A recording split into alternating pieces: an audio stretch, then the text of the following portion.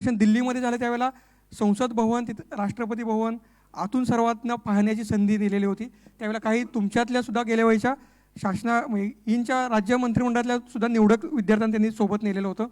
येणाऱ्या काळामध्ये तुम्हाला सुद्धा संधी मिळावी, त्यासाठी हे नेमकं काय काम करतात, कसं काम चालतंय, थोडक्यामध्ये हे तिघंही लोक तुमच्यासमोर मांडतील. खास बाब की तुमच्या अधिवेशनामध्ये काल चर्चा झालेली होती, उदय सामंत साहेब आलेले आणि तुमचा एक विषय त्यामध्ये मार्गी लागलेला आज त्यांच्या PA थ्रू त्या विद्यालयासमोर बसून घ्या तुम्ही. ठीक.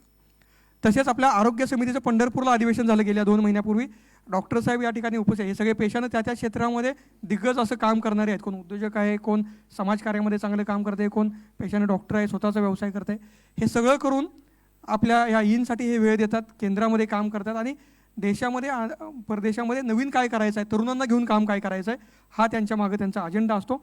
मी जास्त चावून न वेळ घेता तिघांना ही कल्पना देईन की तुम्ही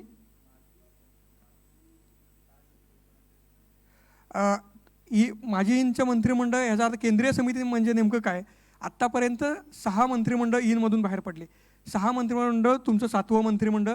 ईनच्या मंत्रिमंडळातून तुमचं कॉलेज पासआउट झाल्यानंतर तुम्ही अन्य ठिकाणी नोकरी, रोजगार, व्यवसायाच्या माध्यमातून पुढे जात असता. ह्या सगळ्या विद्यार्थ्यांना पुन्हा एकदा संघटन करून हे केंद्रीय समिती आपण स्थापन केलेली आहे. हे सगळे विद्यार्थी काय महाराष्ट्रात शिकत आहेत, काय शिक्षण घेऊन बाहेर नोकरीला मुंबईला आहेत, दिल्लीला आहेत, काही बाहेरच्या परदेशामध्ये सुद्धा काम करत आहेत. हे सगळ्यांचं मिळून आपण हे केंद्रीय समिती गेल्या 2 वर्षापूर्वी स्थापन केली आणि आता हे नवीन नवीन प्रोजेक्ट तुम्ही राज्यामध्ये राबवताय, हे देशामध्ये आणि बाहेरच्या ठिकाणी नेमकं काय चाललेलं आहे ह्यावरती हे काम करण्यासाठी ही केंद्रीय समिती काम करते. नेमकं आता त्यांचं काय चाललेलं आहे, कशा पद्धतीने काम चाललेलं आहे, थेट त्यांच्याकडून आपण ऐकून घेऊ. थँक्यू.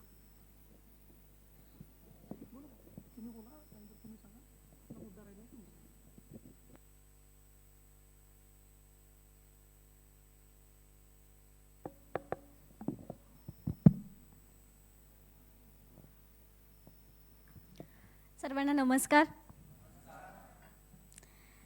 महाराष्ट्रभरातून प्रत्येक जिल्ह्यामधून निवडणुकीच्या माध्यमातून आणि निवडून आलेल्या माझ्या सगळ्याच मित्र आणि मैत्रिणींना तुम्ही हा जो नवा प्रवास सगळ्यांनी सुरू केलेला आहे, त्या सगळ्या नवीन प्रवासासाठी माझ्या मनापासून शुभेच्छा आहेत.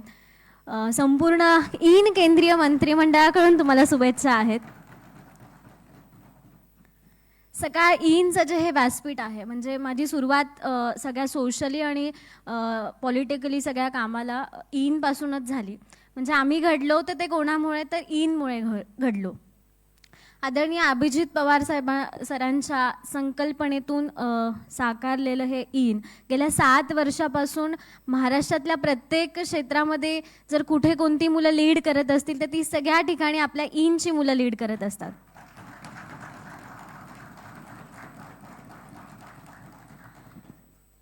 आपलं हे नुकतंच नवीन मंत्रिमंडळ सुरू झालेलं आहे. गेल्या अनेक वर्षापासून गेले 7 वर्ष आपण हे ईनचं मंत्रिमंडळ सुरू करतो. आमचं ईनचं केंद्रीय मंत्रिमंडळ म्हणजे काय हे मी सुरुवातीला सांगेल आणि मग आमचं आत्ता सध्या काय काम चाललेलं आहे, आम्हाला काय करायचं आहे, हे कशासाठी आपण करतोय.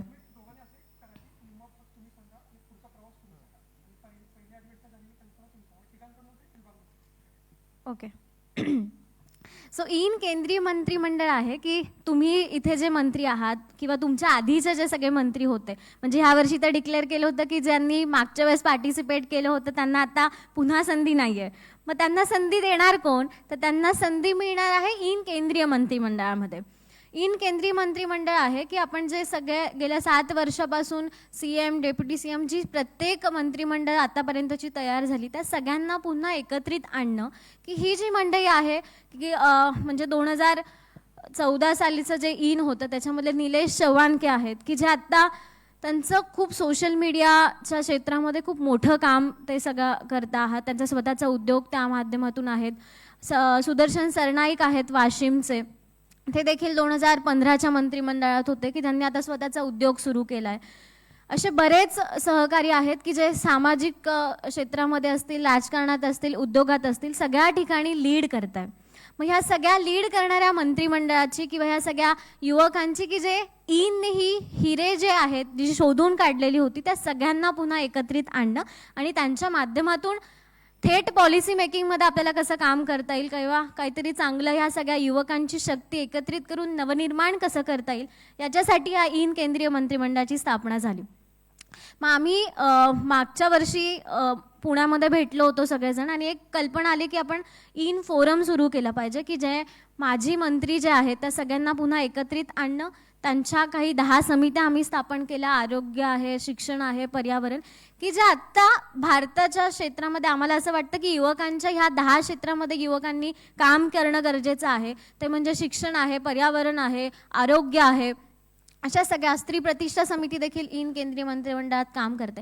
अशा 10 समितींना त्याची निवड प्रक्रिया देखील खूप छान झाली होती की एका मागचं जे मंत्रिमंडळ झालं होतं त्यामध्ये एक प्रश्न विचारला गेला होता की जी राजकीय पद्धतींची जी निवड आहे किंवा ज्या राजकारण्यांची जी निवड केली जाते ती इलेक्ट्रिकल पॉलिटिक्समधून ती आहे आणि त्यांच्यासाठी कोणती परीक्षा नाही आहे. म्हणजे IAS आणि बनायचं असेल तर त्याच्यासाठी इतका अभ्यास करावा लागतो. तर त्याच्यासाठी हे तर एकदम सामान्य की जो शिकलेला पण नसेल असा तरुण येतो आणि काहीतरी राजकारणामध्ये काम करत असतो.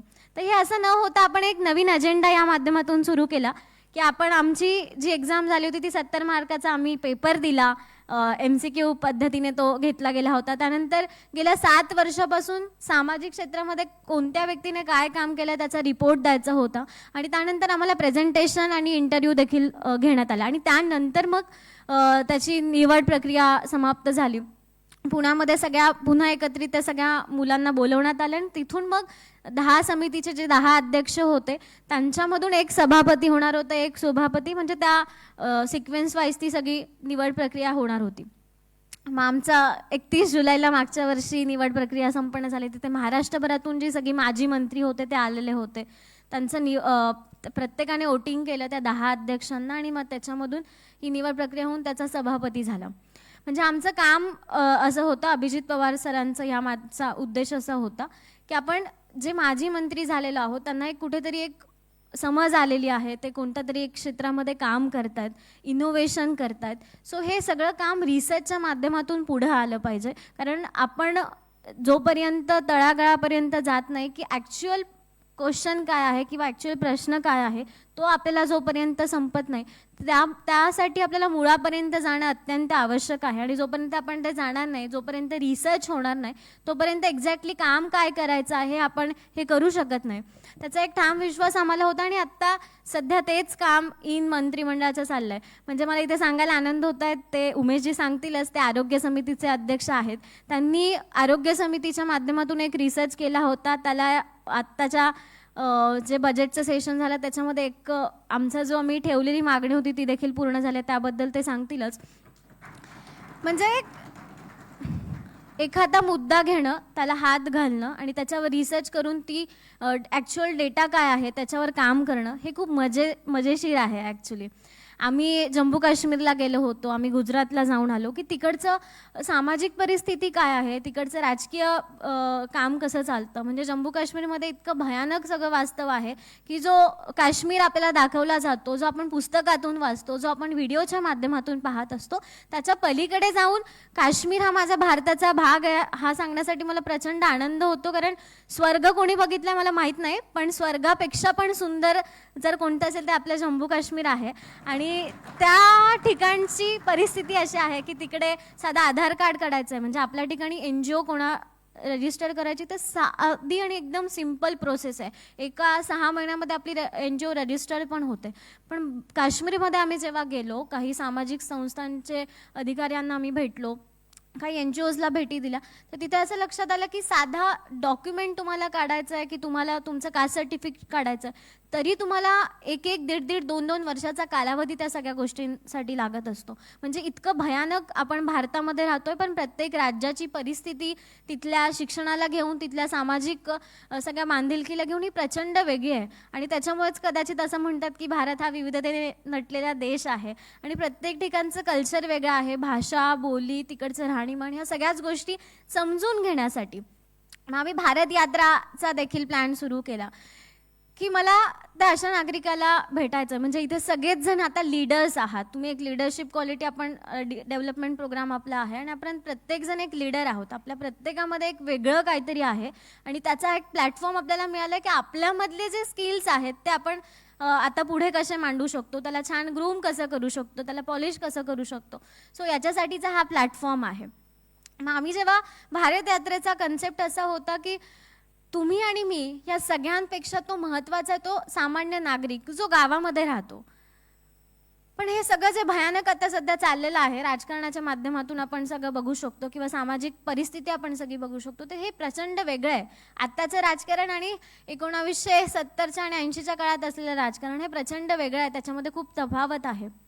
म्हणजे काल मी ऐकत होते तुमचं सेशन, एका जणाने म्हटलं की राजकारणात जाण्यासाठी आम्हाला फार लोढा सरांनाच कोणीतरी क्वेश्चन केला होता की आमच्यासारख्या तरुणांना जाण्यासाठी आता नको वाटतं की हे काय चाललं आहे सगळ्या गोष्टी. आणि ते खरं आहे, म्हणजे परिस्थिती इतकी भयानक आहे. तर आम्ही भारत यात्रा याच्यासाठीच सुरू केली होती की तुम्ही आणि मी या सगळ्यांपेक्षा तो महत्त्वाचा आहे सामान्य नागरिक, आणि तो ह्या सगळ्या सिस्टीममध्ये कुठेच नसतो. त्याला भेटण्यासाठीचा हा सगळा प्रवास होता.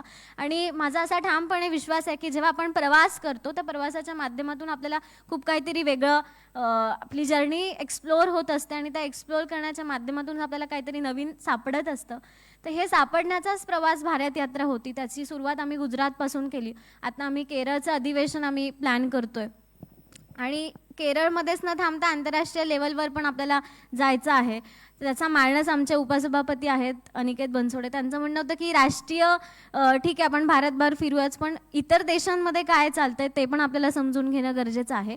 असं सगळं काम केंद्रीय समितीचं चाललेलं आहे की वेगळ्या वेगळ्या राज्यांमध्ये जाऊन आम्ही भेटतो आहोत, काही लोकांना चर्चा करतो आणि त्यांच्या अंती जो काही अहवाल तयार होणार आहे तो आम्ही थेट पंतप्रधान आणि राष्ट्रपतींना देखील देणार आहोत.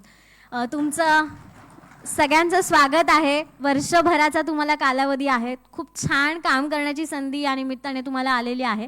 पण ईन हा आणि सकाळ असा एक परिवार आहे की ज्या वेळेस आपण सकाळ परिवाराला जोडतो किंवा ज्या वेळेस आपण ईनमध्ये येतो तो हा ईनचा प्रवास 1 ते 1.5 वर्षाच्या कालावधीपर्यंत नसतो. तुम्ही एकदा इथे आलात तर तुम्हाला इथून जाण्याची परमिशन ही सकाळची सगळी मंडळी देत नसतात. आणि त्याचंच उदाहरण केंद्रीय मंत्रिमंडळ आहे की तुम्ही इथे आला आहात, तुमचा 1 वर्षाचा कालावधी होईल आणि मग पुढच्या वर्षी पुन्हा निवडणुका लागतील, पुन्हा कालावधी होईल. पण तुमच्या सगळ्यांचं मी पुन्हा स्वागत करेल ईन केंद्रीय मंत्रिमंडळामध्ये की तुम्हाला तिकडे पुन्हा राष्ट्रीय लेवलवर काम करण्याची संधी या निमित्ताने येणार आहे. तुमच्या सगळ्यांच्या पुढील कार्यासाठी माझ्या मनापासून शुभेच्छा आणि मी इथे थांबते. थँक्यू. आपण बोलत राहूया, भेटायचं, मला सगळ्यांना पर्सनली भेटायचं आहे, बोलायचं आहे.